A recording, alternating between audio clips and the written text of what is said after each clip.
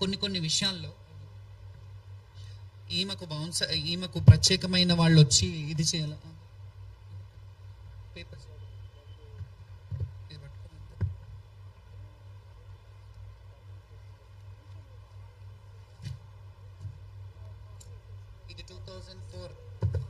ఇది 2004లో నేను బోనం ఎత్తుకున్నది పంజాగుట్టలో మా నివాసమైన దగ్గర. నగరానికి వెన్నెతిస్తున్న బోనాలు ఇక్కడ పక్కన జనార్దన్ రెడ్డి గారు ఉన్నారు, దానికి వచ్చారు 2004లో. ఏ ప్రభుత్వం ఉంది?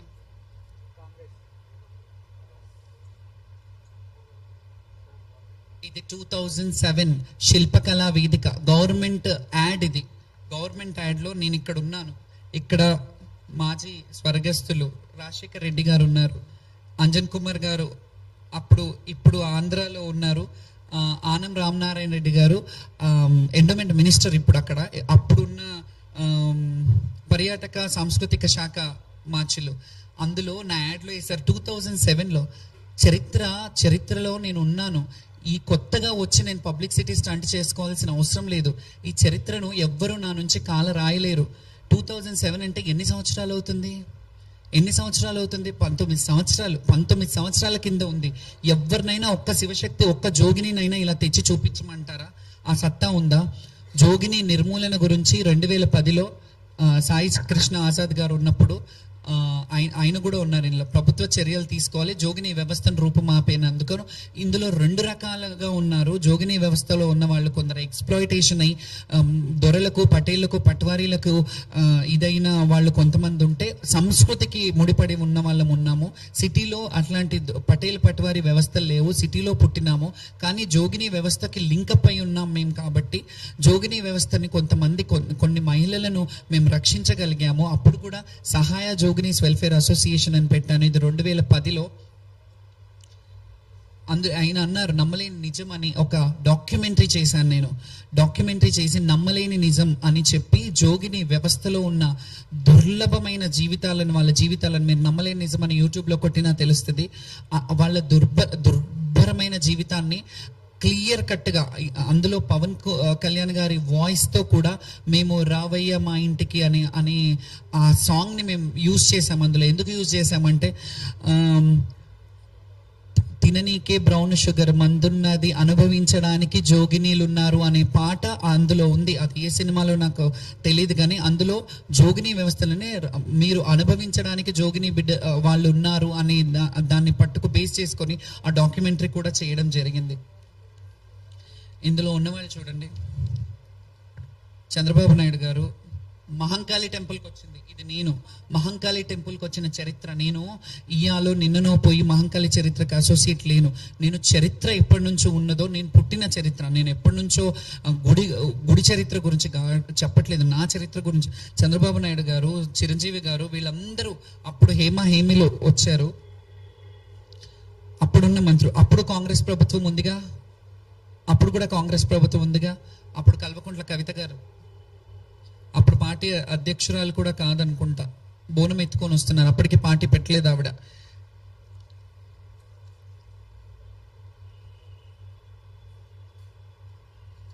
లాల్ దర్వాజాలో తల్లికి బోనం. ఇవన్నీ పక్కన పెడితే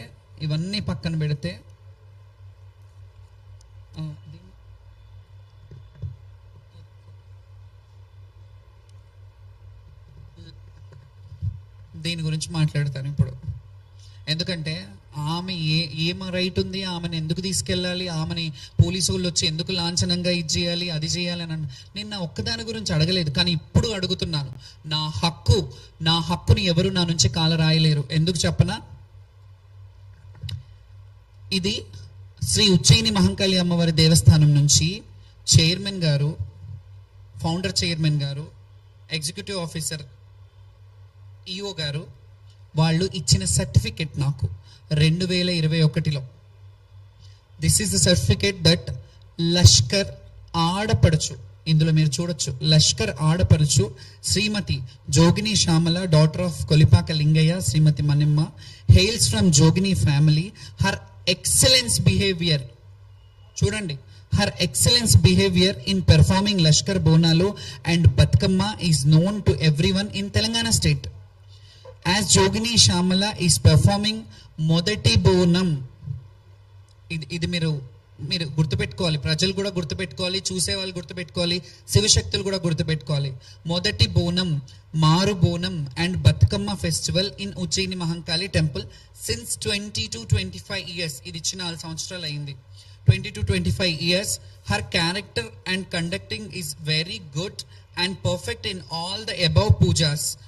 May Goddess Ujjaini Mahankali blessings be showed on her. ఈ లష్కర్కి ఆడపడుచు అనే సర్టిఫికెట్ ఏవైతుందో ఉజ్జయిని మహంకాళి దేవస్థానం నుంచి ఉంది. మీ ఇళ్లలో ఆడపడుచులకి అన్యాయం జరిగితే అడగరా, మాట్లాడరా? వాళ్ళ ఆవేదన ఒక ఇంటి మీద అన్ననో తమ్ముడో అక్కనో చెల్లునో వాళ్ళని ఇబ్బంది పెట్టినప్పుడు వాళ్ళని అడగరా? నేను అడగడంలో తప్పే ఉంది? నేను బోనాలలో తెచ్చినప్పుడు నా బోనం వచ్చేటప్పుడు మీరు ఖచ్చితంగా నాకు ఆ ప్రయారిటీ ఇవ్వాలని అనడంలో తప్పేముంది? నేను ఏం తప్పు చేశానని నన్ను అలా రాంగ్గా పోర్ట్రే చేస్తున్నారు మీరు. దేవస్థానం వాళ్ళు కావచ్చు, ఎండోన్మెంట్ మినిస్టర్ గారు ఎందుకు మాట్లాడలేదు దీని మీద? ఆవిడ మాట్లాడి మమ్మల్ని పిలిపించుకొని మాట్లాడినంటే ఇది ఉండేదే కాదు కదా. I respect the women. ఒక ఉమెన్ కి ఎండోమెంట్ మినిస్టర్ ఇచ్చారని సంతోషించా, ఆవిడకి వెళ్ళి రిప్రజెంటేషన్ ఇచ్చా. కానీ ఇవన్నీ జరుగుతున్నప్పుడు ఒక మహిళగా ఉండి ఇట్లా కాదమ్మా, మమ్మల్ని ఒక బిడ్డలాగో ఒక చెల్లిలాగో మీరు ఆదరించొచ్చు కదా. మేము ప్రాధేయపడుతున్నాం కదా. ప్రభుత్వాన్ని మేము మిమ్మల్ని తిట్టలేదు, మేము మిమ్మల్ని శాపనార్థాలు పెట్టట్లేదు, కానీ మా మనసుకున్న కలకల తగులుతుంది. అది మీరు జాగ్రత్త పడాలి. మా మనసు వేదనని మేము ఎవ్వరి డబ్బులకు, ఇన్నేళ్ల చరిత్రలో ఏ గవర్నమెంట్ మాకు డబ్బులు ఇచ్చింది? ఏ గవర్నమెంట్ నుంచి ఒక రూపాయి తీసుకొని చేశాను? చరిత్రను మోసుకొస్తున్నాను నా భుజాల మీద ఈ రోజు నేను ఈ చరిత్రను మోసుకొస్తున్నానంటే మీకు అర్థం కావాలి నా ఆవేదన.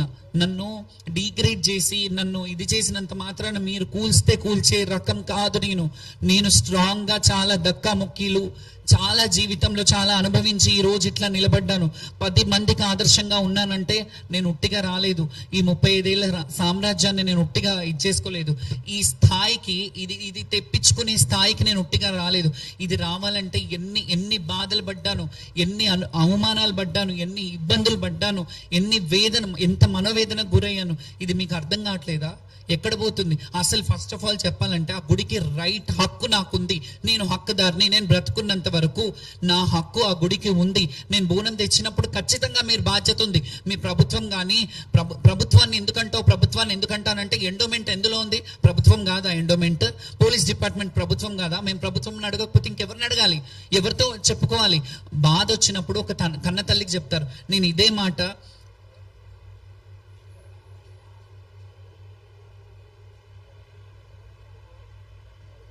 ఇది పంపించావు నాకు.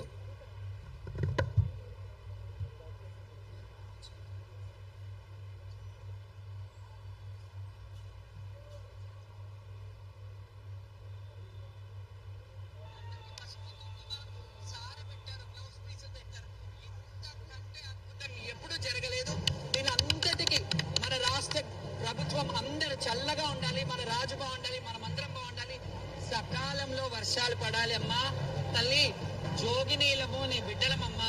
యాదేవి సర్వభూతేషు శక్తి రూపేణ సంస్థిత మాతృరూపేణ సంస్థిత. నమస్తే నమో నమ. మాత మాణిక్యాలమ్మ దేవి సమేతంగా శ్రీ మహంకాళి అమ్మవారు, అలాగే మాతంగేశ్వరి రాజశ్యామలాదేవి ఎంత ఆనందంగా ఈ రోజు పూజలు అందుకున్నారు. చాలా అద్భుతం. Thank you. ఇలాగే మీరందరూ సహకరించినందుకు మీడియా ప్రతినిధులకు కూడా పేరున నా హృదయపూర్వక నమస్సుమాంజలి. Thank you so much. జై బోలో మహంకాళమ్మకి. ఇది శివశక్తుల విజయమే కాదు, ఇది యావత్ తెలంగాణ విజయం. Thank you so much. ఇందులో ముందుగా నేను ఈ వీడియో చేసినప్పుడు ఈ వీడియోలో నేను ముఖ్యమంత్రి గారిని మా రాజు అని చెప్పాను. డెఫినెట్గా ఆయన రాజే. ఎందుకు చెప్పనా? రాష్ట్రాన్ని ఎవరు పాలించినా వాళ్ళు రాజులే. మన రాష్ట్రానికి రాజు వాళ్ళు. మా రాజు బాగుండాలి, రాజు బాగుంటే రాజ్యం బాగుంటుంది అన్న వీడియోలు మీ అందరికీ తెలుసు కదా. బాగుంటే బాగుందన్నా, బాగాలేనప్పుడు బాగాలేదని అంటే దాన్ని రాజకీయం ఎందుకు చేస్తున్నారు? శ్యామల కావాలని చేస్తుంది. మరి నేను మీ గురించి బాగా చెప్తే మంచిది, లేకపోతే చెడ్డదన్నా? ఇదేనా మీరు ఇస్తున్న మెసేజ్ జనాలకి? మేము ఎవరి వ్యక్తిగతం కాదు, మీరు ఆ స్థానంలో ఉన్నారు కాబట్టి మిమ్మల్ని క్వశ్చన్ చేస్తున్నాము. మీరు ఆ స్థానం లేకపోతే మేము క్వశ్చన్ చెయ్యము. ఇంకెవరన్నా ఉంటే ఆ స్థానంలో వాళ్ళని నిలదీస్తాము. ఇది మీరు ప్రభుత్వ అధికారులు కొంచెం దీని మీద దృష్టి పెట్టి ఎవరైతే ఇలా దుష్ప్రచారాలు చేస్తున్నారో వాళ్ళ మీద యాక్షన్ తీసుకోవాలని నేను కోరుకుంటున్నాను. అండ్ ముఖ్యంగా ఇంకొక విషయం కూడా చెప్తాను. ఫస్ట్ ఆఫ్ ఆల్ ప్రభుత్వానికి ఒక సలహా ఇస్తున్నా నేను ఇప్పుడు. గతంలో ఎన్టీఆర్ గారు 3:30 గంటలకు వచ్చి హారతి, ఎర్లీ మార్నింగ్ 3:30, 4 o'clock వచ్చి హారతిలో పార్టిసిపేట్ చేసేవాళ్ళు. హారతి తీసుకొని వెళ్ళేవారు అమ్మవారికి.